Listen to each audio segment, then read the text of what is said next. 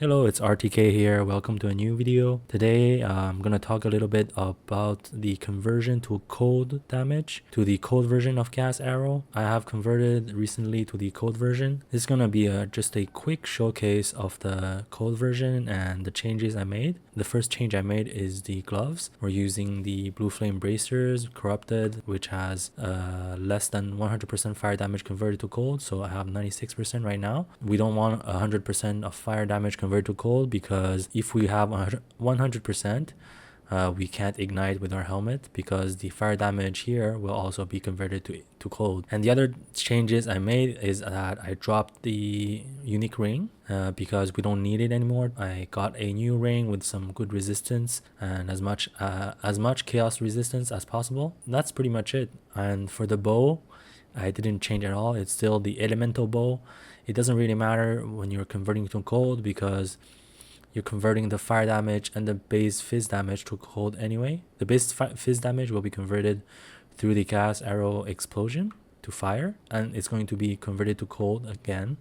So if you check the Gas Arrow right now, we only have a little bit of fire damage, and the main thing is the cold damage. And we have quite a bit of lightning damage as well. This comes from the lightning roll on our bow. This is not wasted, because when we have lightning damage, we have a chance to shock the enemy, and once we shock the enemy, they will take 20% increased damage.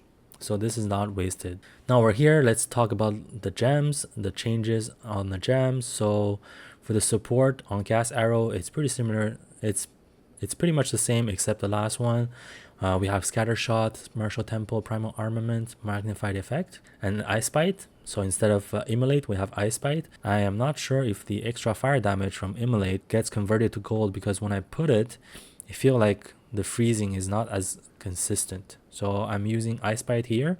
I'm putting Hair of Ice over here. Freezing Salvo, it's just there. I didn't remove it. We don't really need to use it. It doesn't do anything. If you have a 6-link Hair of Ice, I probably put something like Long Shot over here. This would be further increasing the damage of the Hair of Ice. Hair of Ice, it's just Cold Penetration, Cold Infusion, Elemental Focus, and Immolate.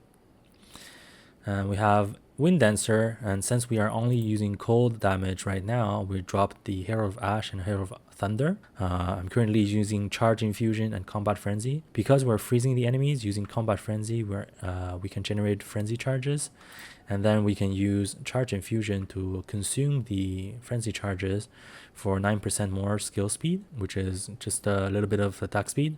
And for Combat Frenzy, we have Profusion, which has 50% chance to grant an additional charge. So Frostbomb is here for the exposure. The Frostbomb by default is the exposure by default is minus 20% cold resistance. If you put some quality and this support gem, it will increase by 50% effect. So that is going to be 35%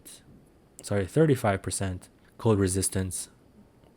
So when we cast this spell on a boss, it will reduce their cold resistance by 35%. And now let's take a look at my tree. The overall tree hasn't changed much. The only changes I made is that instead of pathing over here for the shock chance, I'm pathing from the above to get the freeze build up. And then we can get the cold resistance penetration over here.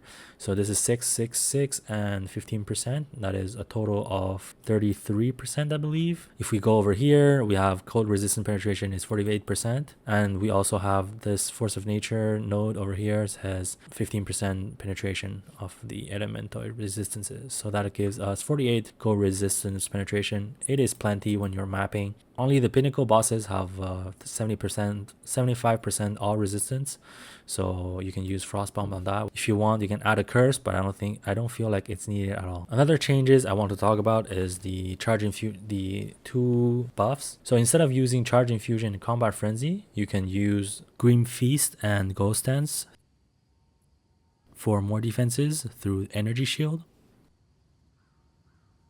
I would switch my gear around to get more energy shield.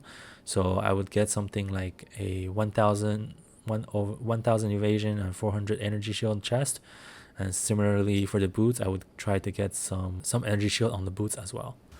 That's pretty much it. So you have the two options. I'll have a link in the description for a Mobalytics guide, and you can look at that. And if you guys have any more questions, you can leave a comment down below, and you can also come to my Twitch stream to ask me questions about this build or the game in general. I will gladly help you out.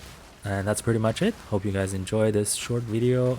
I was a little bit sick for the past few days. Hopefully I don't sound too different on video, but overall I think this character has done what I wanted to do, and I'm going to be leveling a new character to help me do some bossing instead. So this character would be for mapping, and the second character I will make would be for bossing. As always, thank you guys for watching. Leave a like, subscribe, and I'll see you guys next time.